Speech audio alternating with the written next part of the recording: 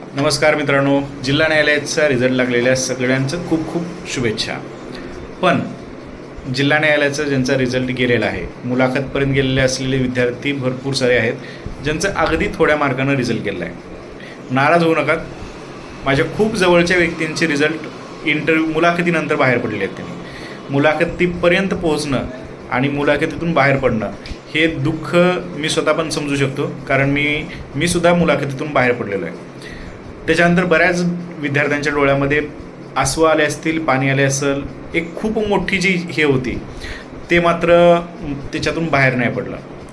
मी आजचा video specially त्या विद्यार्थ्यांसाठी घेत आहे, ज्यांचा रिझल्ट जिल्हा न्यायालयाचा अगदी थोड्या मार्कानं बाहेर पडलेला तुम्ही. तर आशा सोडू नका.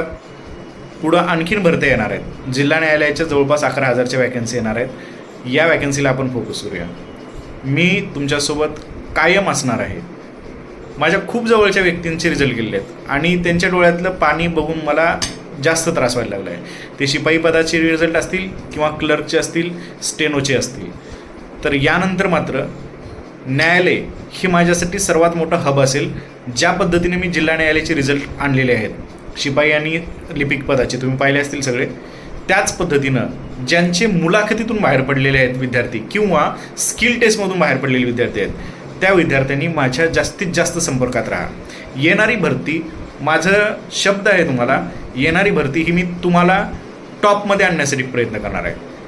ज्या मुलांचे स्किल टेस्टमधून, ज्या मुलांचं मुलाखतीतून बाहेर पडलेलं आहे, घाबरू नका, रडू नकात, टेन्शन घेऊ नकात. मी तुमच्यासोबत कायम कायम कायम जुडलेला असेल आणि माझा शब्द आहे, येणारी न्यायालयाची भरती ही तुम्ही 100% क्रॅक कराल, हा माझा शब्द असणार आहे. ओके.